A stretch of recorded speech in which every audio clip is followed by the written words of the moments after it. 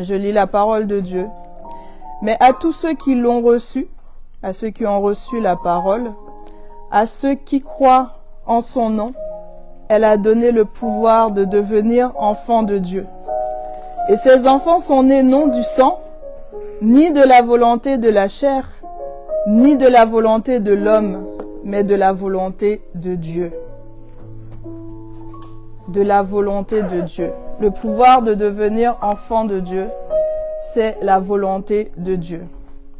Donc depuis le livre de la Genèse, au chapitre 1, nous pouvons voir que Dieu a un désir envers nous. Il dit, faisons l'homme à notre image, selon notre ressemblance. Donc dès la création, la Bible nous dit que Dieu a créé l'homme à son image. Dieu a créé l'homme à sa ressemblance. Donc dès le commencement, Dieu manifeste son désir de paternité, si on peut dire ça comme ça, avec l'être humain. Parce qu'il se présente comme étant le Père qui engendre, qui met au monde. Et Jésus vient plus précisément pour nous montrer le Père, pour incarner le Fils parfait et nous montrer le chemin. La relation parfaite avec Dieu. Il nous montre la relation que l'enfant doit avoir avec son Père. Dieu le Père. La relation d'amour que le Père instaure également avec ses enfants. Alors, je ne peux pas aller plus loin dans mon introduction sans parler de la nouvelle naissance parce que c'est la première chose. Pour être un enfant de Dieu, il faut naître de nouveau. Il faut accepter d'être adopté. Puisque la parole de Dieu nous dit dès le départ que Dieu, lui, il a ce désir de paternité envers nous. Il se présente en tant que Père, il se montre en tant que Père. Et donc, pour lui, nous devons accepter d'être adoptés, accepter de porter ce nom de famille, d'entrer dans la famille. C'est ce que l'on appelle la nouvelle naissance. L'entrée dans le royaume de Dieu. Être dans l'église depuis des années ou connaître tous les versets bibliques, ce n'est pas ça qui fait de nous un enfant de Dieu. Ça peut faire de nous des sympathisants de Dieu, des sympathisants du christianisme, mais toutefois, cela ne fait pas de nous des enfants de Dieu. Pour cela, il faut naître de nouveau. Il faut cette rencontre personnelle avec Jésus. Il faut lui ouvrir son cœur, l'accepter. Et Luc, Jésus nous dit dans le livre de Luc, au chapitre 18, le verset 17, il dit « Je vous le dis en vérité, quiconque ne recevra pas le royaume de Dieu comme un petit enfant, n'y entrera pas. » Donc là, tout simplement, le Seigneur Jésus nous ramène encore à cette image d'enfant, à ce cœur d'enfant que nous devons avoir. Ça veut tout simplement dire croire simplement à ce que Jésus dit. Croire simplement à ce que Dieu dit. Que Dieu dit qu'il va nous sauver, qu'il nous sauve.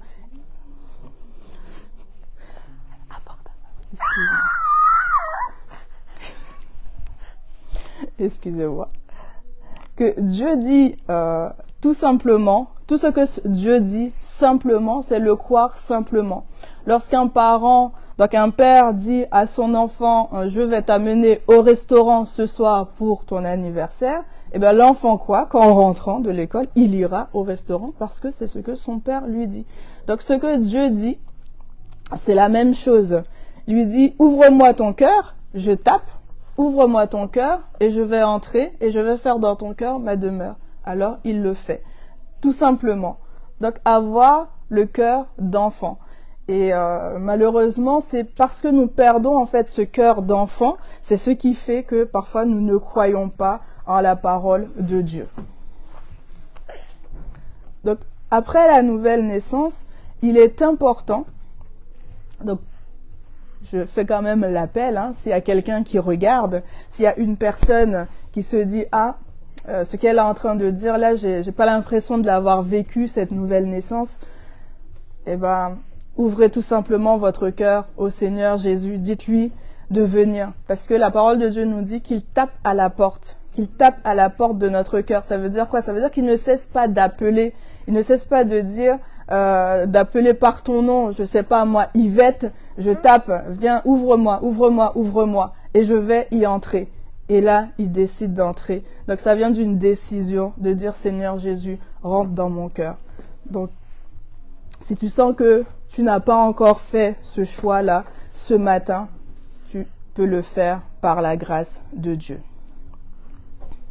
Donc pour devenir un enfant de Dieu, c'est le pouvoir que Dieu nous donne. La parole de Dieu nous dit dans Galates au chapitre 4, le verset 19.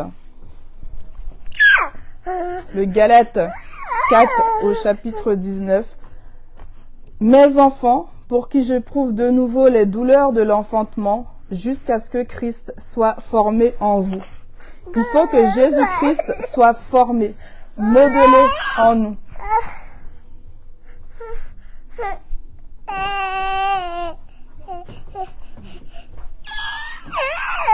Ça suffit.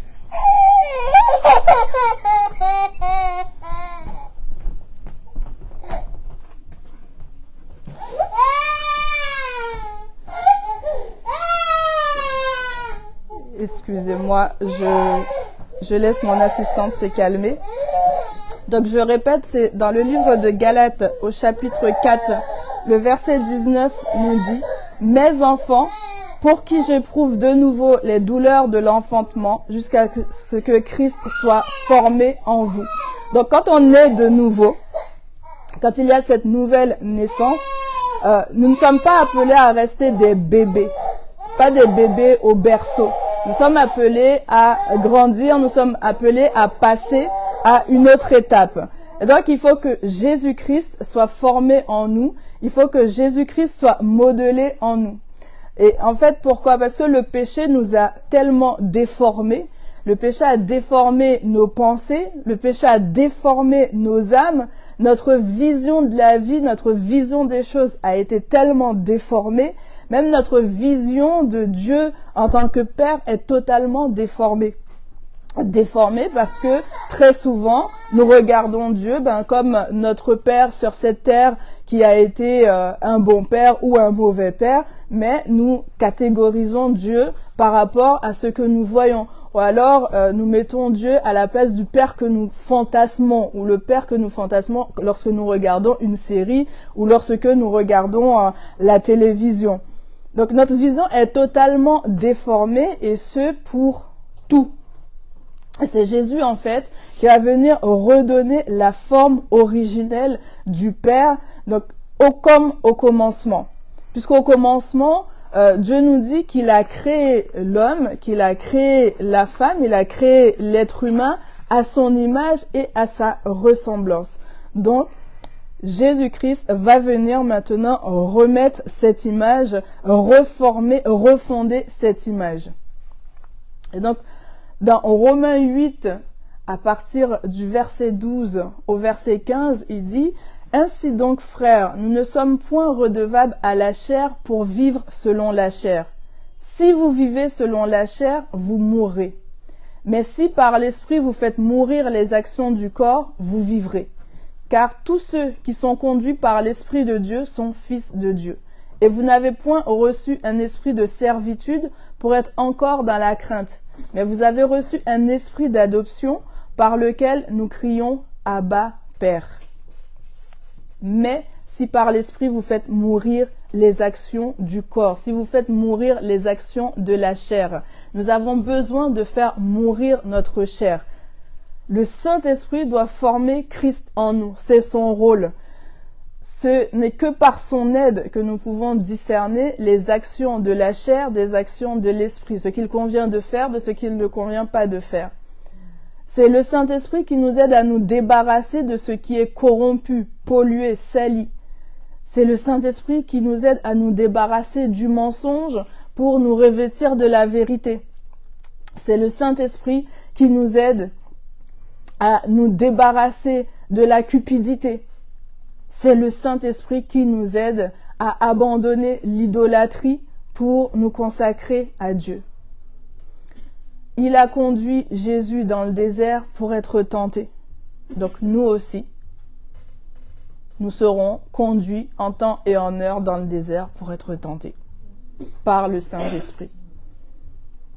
Cela fait partie du chemin que nous devrons suivre. Le Saint-Esprit a conduit Jésus sur la croix pour être crucifié. Nous serons conduits sur la croix pour être crucifiés, pour que notre chair soit crucifiée, pour que l'ancien moi soit crucifié, pour que le vieil homme soit crucifié. Le Saint-Esprit a conduit Jésus dans le tombeau et il l'a ressuscité. Nous serons également conduits dans le tombeau pour être ressuscités. Pour que Christ soit formé en nous, notre chair doit être morte, doit être crucifiée, mourir, enterrée. On ne doit plus l'entendre se plaindre jusqu'à ce que le Saint-Esprit de Dieu lui-même le ressuscite. Ça veut dire qu'on ne se ressuscite pas tout seul en disant « Oh, c'est bon, j'ai vaincu ». Non, non. C'est quand on n'entend plus parler, que l'on a refermé le tombeau. Là, au bout de 3 jours, le Seigneur va regarder, est-ce que ça sent bien mauvais? Plus personne ne s'attend à ce qu'il ressuscite. C'est bon, on va le ressusciter. Il va ressortir. Christ doit être formé en nous. Et Romains 8 nous dit, on continue, l'Esprit lui-même rend témoignage à notre esprit que nous sommes enfants de Dieu. Or, si nous sommes enfants, nous sommes aussi héritiers. Héritiers de Dieu et co-héritiers de Christ, si toutefois nous souffrons avec lui, afin d'être glorifiés avec lui. Si toutefois nous souffrons avec lui. Une chose est sûre, c'est qu'un esclave ne peut pas hériter avec le Fils. Cette adoption, ce changement de statut nécessite de revêtir Christ, d'être totalement transformé. Et la transformation de l'âme se fait dans la souffrance. On l'a dit tout à l'heure, le Seigneur Jésus est venu nous montrer le chemin. Il nous a montré le chemin, c'est le passage dans le désert, c'est le passage à la croix, c'est le passage au tombeau. Pas du tout des lieux fameux. On n'a pas envie d'y aller, mais il faut y aller. La transformation de l'âme se fait dans la souffrance. La souffrance qui se fait lorsque l'on veut changer, lorsque l'on veut marcher dans l'obéissance. Pas la souffrance qui se fait lorsque on veut naître de nouveau, mais en même temps continuer à vivre sa vie. Continuer à décider soi-même de ce que l'on veut. Pas la souffrance qui vient du péché que l'on va commettre. Parce que on a envie de faire comme ça, on fait comme ça. Mais la souffrance que nous vivons, qui fait qu'on a décidé qu'on obéirait à la parole de Dieu. Nous devons sortir de la mentalité d'esclave, puisque la parole de Dieu nous dit qu'avant nous étions esclaves du péché. Et donc de l'esclavage du péché, la nouvelle naissance nous donne maintenant la possibilité de devenir des enfants de Dieu. Amen. Nous donne ce pouvoir de devenir enfants de Dieu. Et donc il y a tout ce cheminement qui fait que toute cette mentalité, toute cette déformation doit sortir de nous. On doit abandonner l'ancienne vie pour se consacrer à Dieu. Mais oui, c'est facile à dire, mais c'est pas facile à faire, on le sait. Et c'est un processus. Lorsque la parole de Dieu dit devenir, c'est vrai, Dieu a signé pour lui de son côté, c'est clair et net, on est ses enfants. Mais l'autre souci, c'est nous-mêmes en fait. C'est tout le processus que l'on va faire de notre côté pour devenir cet enfant qu'il attend de nous. C'est l'abandon. Nous devons apprendre à abandonner l'idolâtrie, abandonner l'amour de ce monde, abandonner l'amour de ce siècle en fait, abandonner ce qui nous tient si à cœur pour pouvoir nous attacher à Dieu. Et la souffrance a pour but de nous transformer, que ce soit dans nos émotions, dans nos sentiments, dans nos actions, dans nos pensées. En fait, cette transformation, elle doit être totale. En fait, ce n'est pas Christ qui vient, qui prend la forme de Euna ou la forme de Timothée, mais Christ vient et il change totalement notre forme. Il remodèle totalement, comme l'argile. Il nous fait penser comme lui, il pense. Il nous fait voir comme lui, il voit. Et en fait, au travers de chaque moment de souffrance que l'on va vivre, eh ben, le résultat, ça doit être la naissance, si je peux dire ça, la naissance ou l'amélioration aussi d'un trait de caractère de Christ en nous. Parce que si on parle par exemple du mensonge, quand Dieu veut traiter le mensonge dans une vie, c'est pour que la vérité demeure, c'est pour que la vérité prenne vraiment cette place de ceinture dans notre vie. Puisque nous sommes appelés à porter cette ceinture de vérité, c'est la ceinture de vérité qui tient en fait tout le reste de l'armure. Quand Dieu veut traiter avec le mensonge, eh ben, il va nous mettre en situation où à chaque fois, on va se poser la question, est-ce que je continue à mentir ou pas? Est-ce que je me débarrasse de ce mensonge qui est dans ma tête ou pas? Est-ce que le mensonge que le diable m'injecte, je m'en débarrasse ou pas? Et donc, à chaque fois, mais ça ne va pas se faire tout d'un coup. Ça aussi, il faut être patient, il faut le reconnaître. Quelqu'un qui a toujours vécu dans le mensonge, qui a appris à mentir et qui dit que le mensonge, moi, c'est mon métier, je sais y faire, parce qu'il y a des gens qui gagnent leur vie en mentant. Maintenant, il faut retirer ça, il faut balayer ça. Lorsque l'on vient à Christ, il y a des traits de caractère, il y a des choses dont on est délivré tout de suite, mais il y a des choses dont on n'est pas délivré tout de suite. Parce que si tout partait tout d'un coup, franchement, ça ne servirait à rien de rester sur cette terre. Franchement, Dieu, prends-nous. Mais c'est parce que nous devons arriver à la perfection, à ce perfectionnement. Et ce perfectionnement, il se fait au contact des uns des autres. Et donc, s'il doit retirer le mensonge, eh bien, ça va être au fur et à mesure. Ça va être d'abord aussi une prise de conscience. Là, je mens. Est-ce que je peux m'en sortir sans le mensonge? Est-ce que je peux faire autrement que de mentir? Est-ce que j'accepte de recevoir les conséquences, de vivre les conséquences, de dire la vérité ou de vivre dans la vérité? Donc, il y a tout un cheminement que Dieu va faire. Et à l'issue, la ceinture de vérité va demeurer vraiment là dans nos vies. Et c'est Christ maintenant. Et la vérité, c'est Jésus. Je suis le chemin, la vérité, la vie. Et Jésus maintenant prend la place, il grandit, il commence à transformer. Et quand il a fini de travailler là, il va prendre autre chose. Ah, c'est la colère. Ah, c'est quelqu'un qui aime trop se mettre en colère pour tout. La colère, c'est son métier. Si on veut quelqu'un qui se met en colère et qui allume tout le monde, on va prendre cette personne-là, on la met au milieu et puis on lui dit.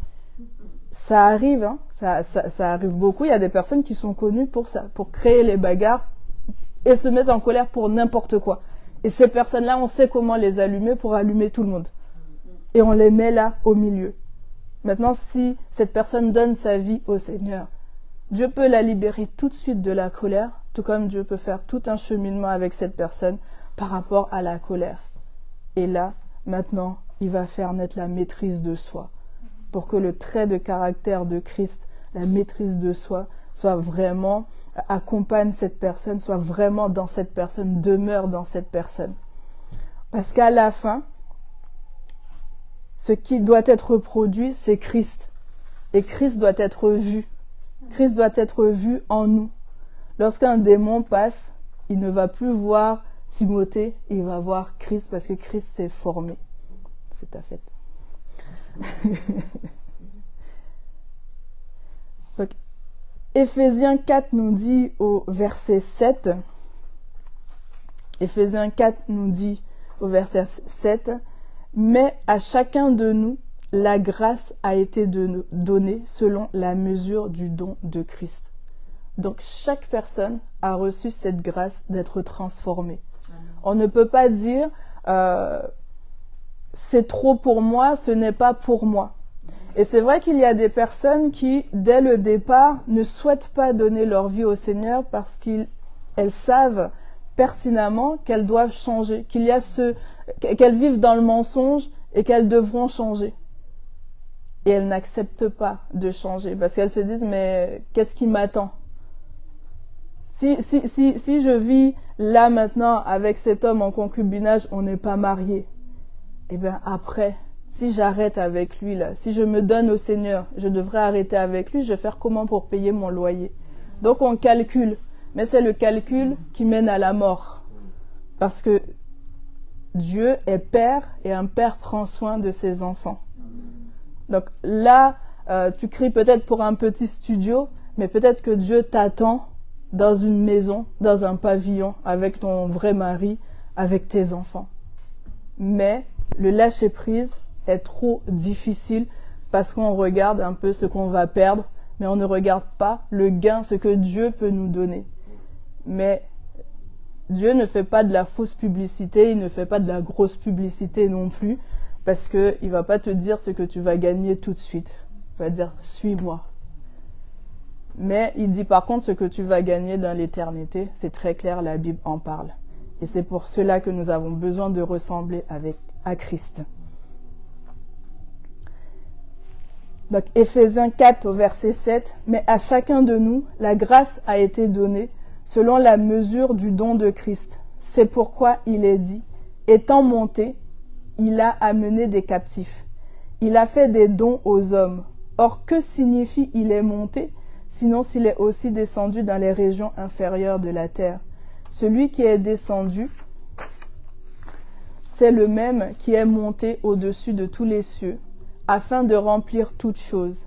Il a donné les uns comme apôtres, les autres comme prophètes, les autres comme évangélistes, les autres comme pasteurs et docteurs, pour le perfectionnement des saints, en vue de l'œuvre du ministère et de l'édification du corps de Christ, jusqu'à ce que nous soyons tous parvenus à l'unité de la foi et de la connaissance du Fils de Dieu, à l'état d'homme fait, à la mesure de la stature parfaite de Christ, afin que nous ne soyons plus des enfants flottants et emportés à tout vent de doctrine par la tromperie des hommes, par leur ruse dans les moyens de séduction, mais que professant la vérité dans la charité, nous croissions à tous égards en celui qui est chef.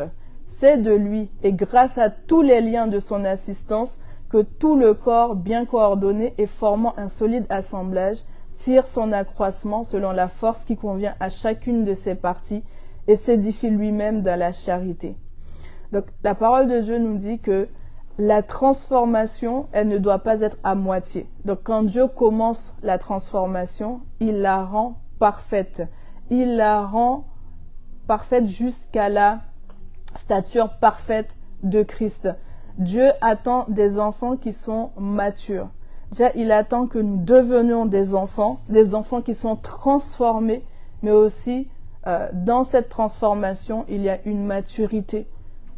Parce que quand on naît de nouveau et qu'on est tout petit, Dieu ne va pas tout de suite nous demander la même chose qu'une personne qui est déjà dans la foi depuis des années, qui a déjà vécu plein d'expériences.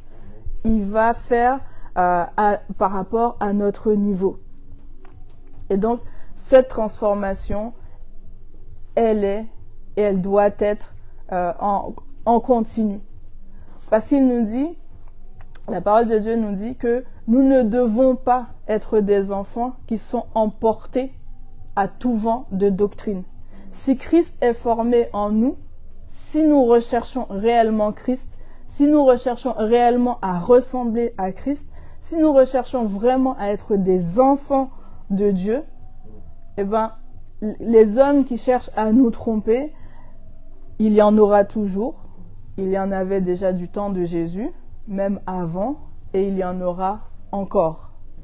Mais par contre, ce que la parole de Dieu nous dit, c'est que nous ne devons pas être emportés par ces vents de doctrine. Nous ne devons pas être emportés par la tromperie des hommes.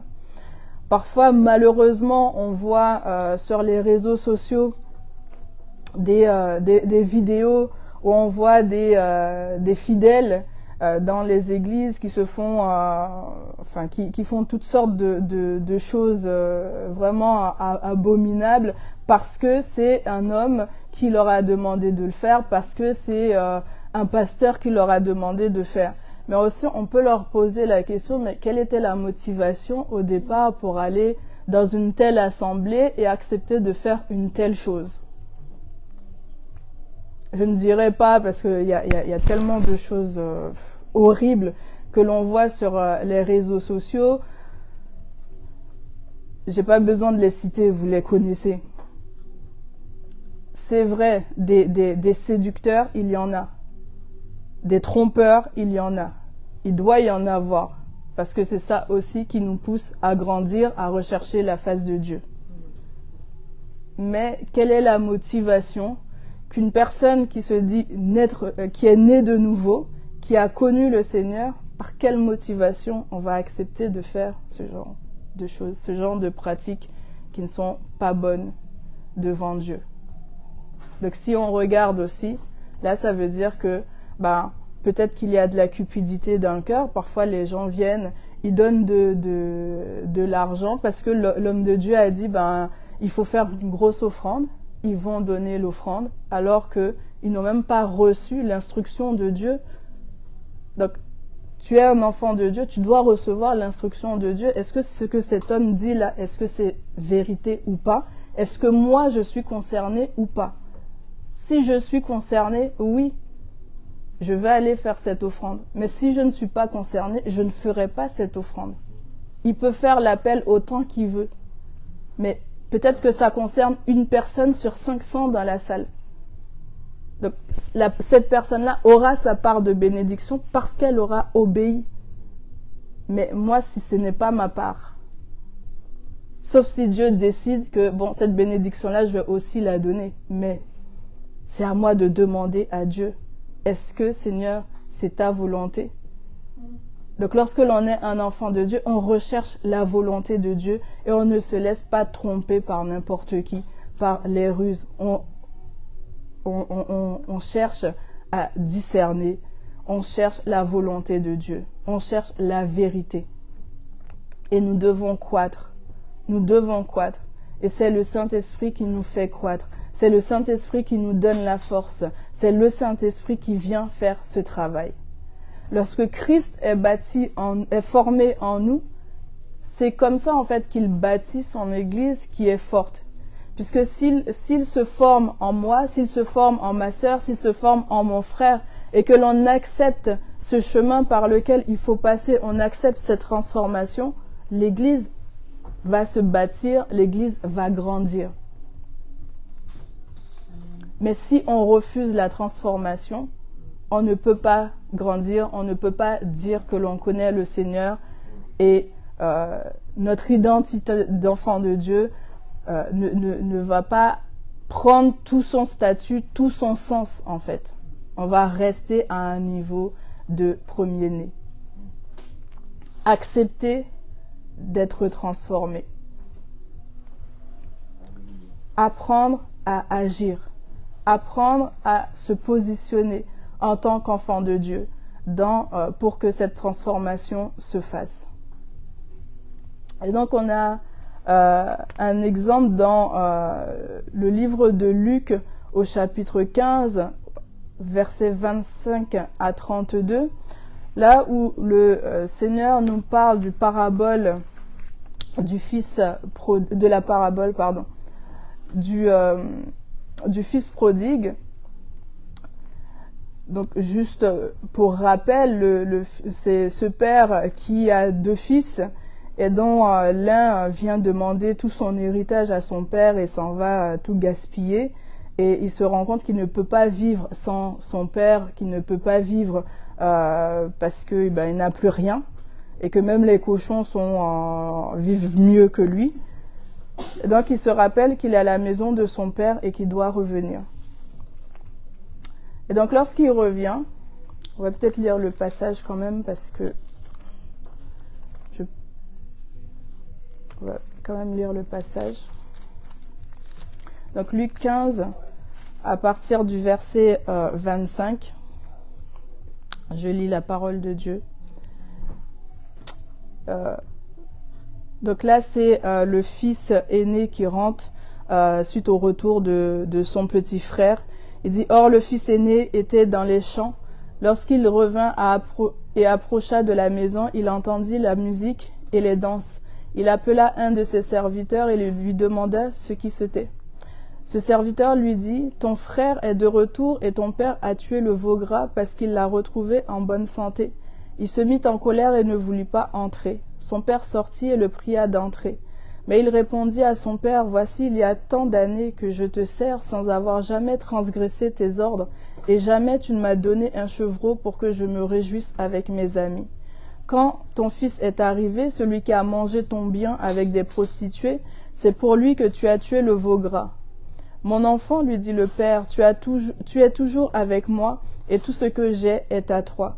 Mais il fallait bien s'égayer et se réjouir, parce que ton frère que voici était mort, et qu'il est revenu à la vie, parce qu'il était perdu, et qu'il est retrouvé. » Donc ce fils aîné, qui est en colère contre son père, et par extension aussi contre ce petit frère par rapport à tout ce qu'il a fait. Et le fils aîné, on voit quand même que c'est un fils qui travaille, parce qu'il a travaillé dans les champs toute la journée, dans le champ de son père, et il ne rechigne pas devant le travail. On peut quand même dire que lui, il est resté à la maison et il a quand même été fidèle, contrairement à son petit frère qui a été gaspillé tout l'argent de son père. Mais en fait, on se rend compte d'une chose, c'est que il ne connaît pas le cœur de son père. Il ne sait pas comment son père a souffert de l'absence de son fils aîné. Il ne comprend pas cette réjouissance pour un pécheur comme ça. Comment son père peut autant se réjouir en tuant le veau gras? On n'a pas dit un veau gras, mais c'est le veau gras, c'était vraiment le veau gras de la maison. Il le tue. Et ce fils aîné, en fait, il va avoir ce comportement de serviteur fidèle, mais pas le comportement d'un fils de la maison. Pas le comportement de fils de la maison, parce que, il nous dit, il n'ose pas, il n'a pas demandé à son père, il n'a rien demandé à son père, il attend un salaire. Et donc, un enfant de Dieu doit apprendre à demander à Dieu. Demander à Dieu. Demander à Dieu, Seigneur, j'ai trop de colère en moi, libère-moi de la colère. Je suis impatiente, libère-moi de la patience. Donne-moi de la patience. Il est en attente, comme un serviteur est en attente. Un fils devrait se servir, parce que le père lui dit, ce qui est à moi est à toi. Donc tu peux te servir quand tu veux, comme tu le veux. Sa position de fils, en fait, lui donne le privilège d'avoir accès au père. Sauf qu'il ne va pas au père. Et en fait, lorsque Christ est formé en nous et nous transforme, on entend, la parole de Dieu nous dit que le Saint-Esprit témoigne à notre esprit que nous sommes enfants de Dieu. Donc on entend justement le Saint-Esprit qui nous dit, qui redit encore, qui ne cesse d'appeler, dit, tu es enfant de Dieu, tu es un enfant de la maison, tu peux faire ci, tu peux agir comme ça, tu es un enfant de la maison. Tu n'es pas un serviteur, tu n'es pas un esclave, tu es enfant. Et plus on entend cet appel, tu es un enfant, c'est comme ça aussi que l'on finit par entrer dans ce vêtement d'enfant, dans ce rôle d'enfant, dans ce statut d'enfant. Et le Saint-Esprit, c'est son rôle. Il témoigne tout le temps. Il témoigne à notre esprit. Il témoigne parce qu'il était témoin dès le commencement. Il était témoin de l'acte d'adoption qui a été signé. Et il ne cesse de dire, tu n'es pas n'importe qui. Tu es un enfant. Tu n'es pas orphelin. Tu n'es pas orphelin. Et souvent, nous nous comportons comme des orphelins, comme des personnes qui n'ont pas de père, alors que nous avons un père, nous avons le Père Tout-Puissant. Mais nous nous comportons en orphelin. Et l'enfant qui est en nous doit grandir.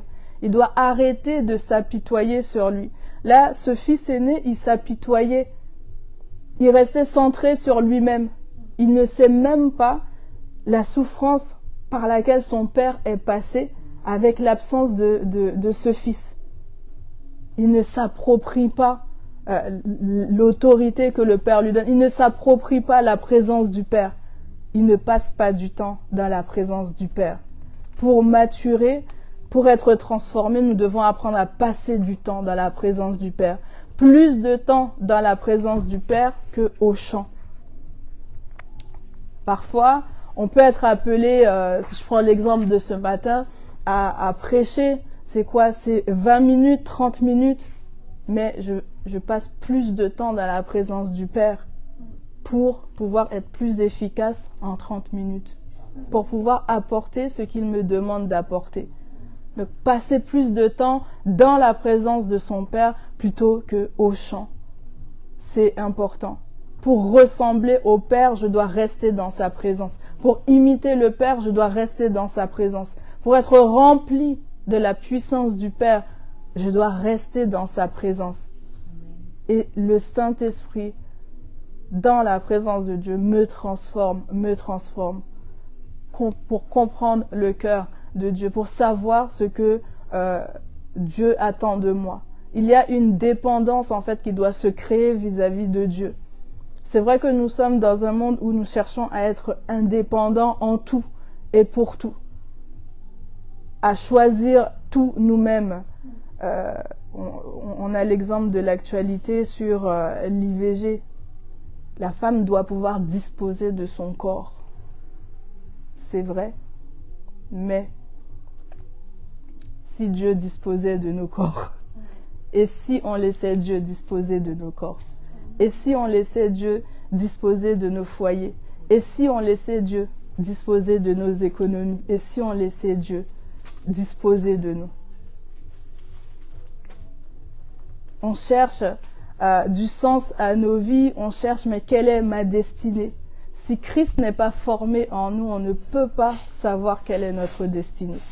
Parce que c'est Christ formé en nous qui vient maintenant nous montrer la voie. Très naturellement, ça se fait. Il nous conduit. L'enfant de Dieu vit la vie de Jésus-Christ. La vie que Jésus devait avoir, eh ben, c'est nous qui l'avons. Puisqu'il a pris notre place. Il a pris notre place à la croix. Donc sa vie, nous devons la vivre. Donc comme le disait l'apôtre Paul, si je vis, ce n'est plus moi qui vis. Ce n'est plus moi qui dois vivre, mais c'est Christ qui doit vivre en moi. C'est Christ qui doit s'exprimer en moi. C'est Christ qui doit s'épanouir en moi. C'est Christ. Et l'enfant de Dieu, puisqu'il est héritier avec Christ, il doit vivre la vie de Christ. Il vit la même vie que Christ. Une vie de vérité, une vie de sanctification, une vie de foi, une vie d'intimité avec Dieu. Donc, lorsque l'on est dans la maison du Père, parfois un peu trop longtemps comme ce fils aîné, on doit se questionner sur la relation que l'on a avec notre Père.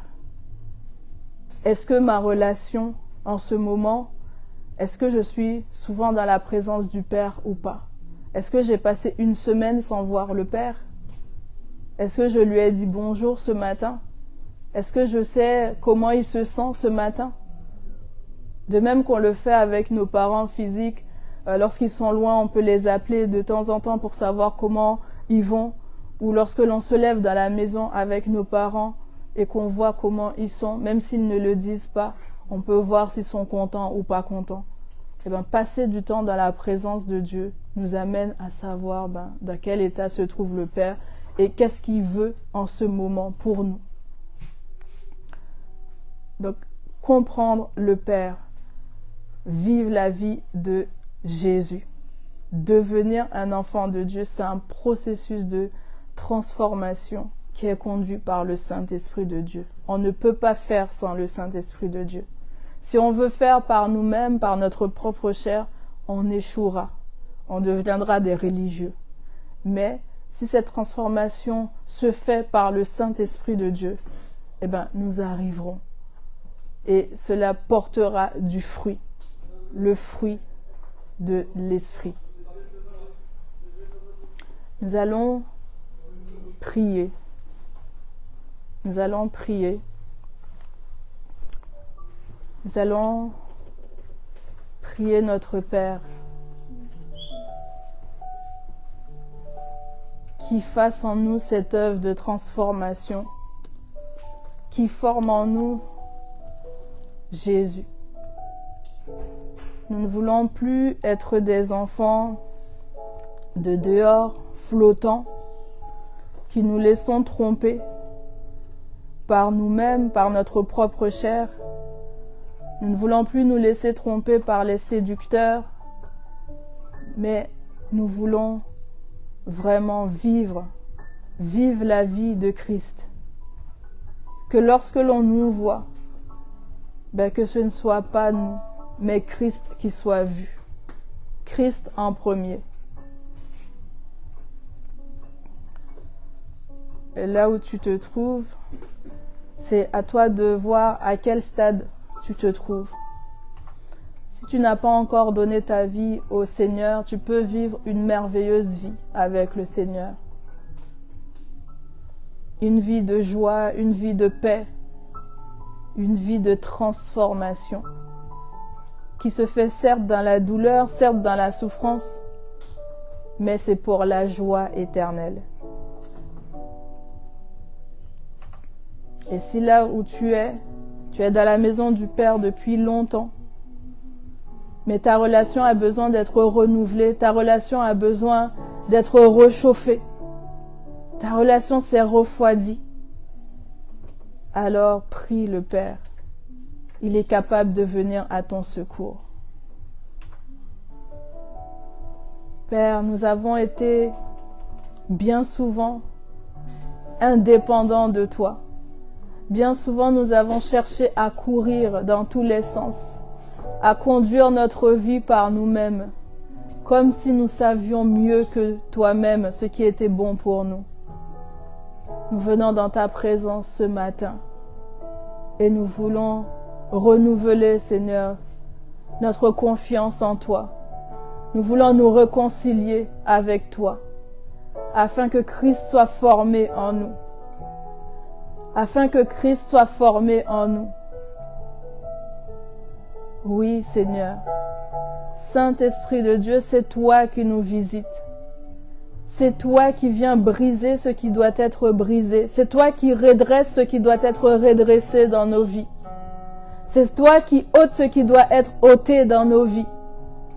C'est toi qui déchire ce qui doit être déchiré dans nos vies, afin de bâtir Christ, afin de former Christ en nous. Oui, Seigneur. Nous savons que c'est Christ qui hérite.